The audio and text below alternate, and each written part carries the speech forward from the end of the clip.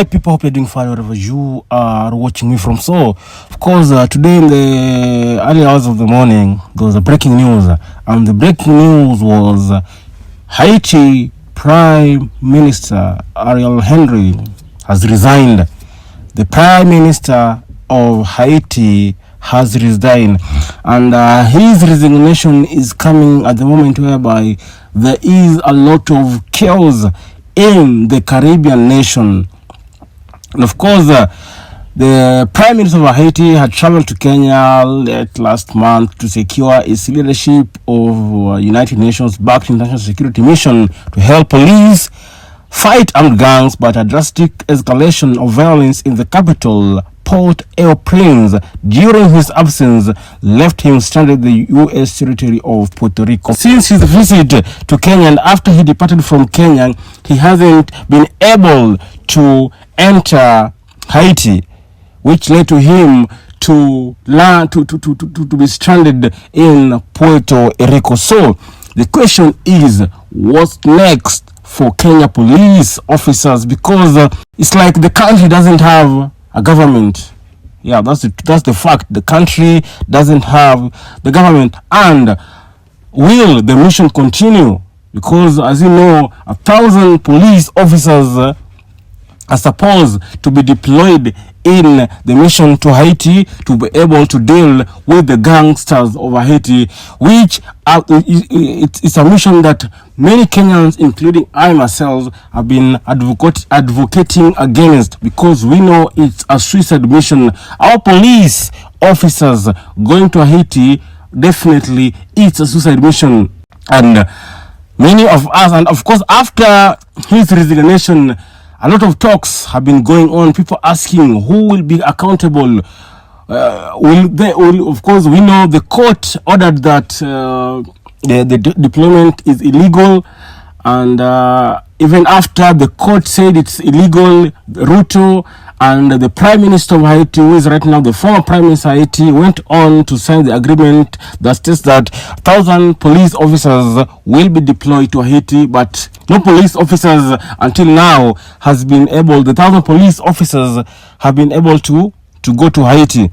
And of course, leaders like Otieno Omolo, an ODM member, said that this is the first time we are sending the police outside Kenya. If we're to send the armed forces, there is no strategic interest for Kenya. We don't share a common border. We don't trade that much, and it doesn't result in our insecurity. The only thing I keep hearing is that we are Africans and Haitians are Africans too. You see, why take officers in a country that we don't have interest in?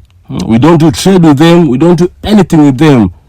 And of course, United States also of America said that they will be able to double, because you know the money that they offered was 100 million USD to officers, to foreign officers being deployed to Haiti, including Kenyans, because of course Kenyans are among the country that will deploy their officers. And surprisingly, they have been able to double the price, to double the money, and they are adding another 14 billion.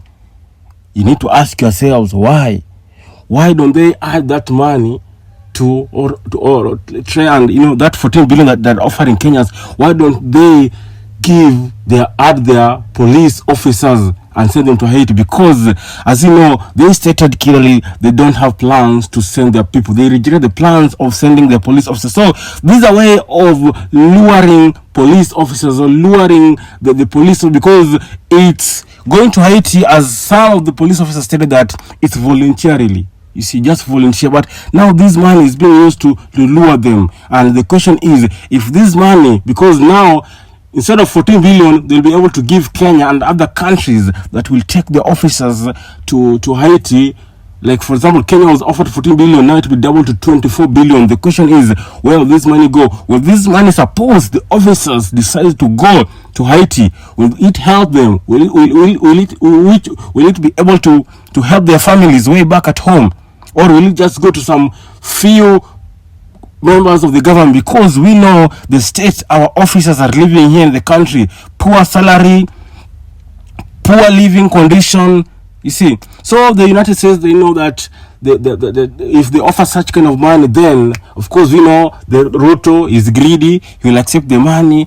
And also it is a way of trying to convince most of the officers that, you know, you just go, there's money here, but are you sure you'll come out alive in that mission? Because it's a suicide mission going to what? To Haiti. And this is the question I've been asking. When will Africa learn? When will we stop being manipulated with the Westerners? When will we stop? Because they know we are suffering, we need the money. That's why they're using money to try to take us to try to lure officers in a suicide mission in Haiti, where right now as we're speaking there's no government. So I want to tell the Kenya police officers, don't be lured by this money. Stay back at home. As much as it's being said it's voluntarily, don't go, don't volunteer, stay back at home, because you aren't guaranteed where or if you'll come out alive in that country. Right now that country is in chaos. If the Prime Minister himself has not been able to enter, has not been allowed to enter that country, so how can Kenya officers just go into a country that, you know, doesn't make sense? So Kenya officers, if you're listening to me, if you're coming across this video, please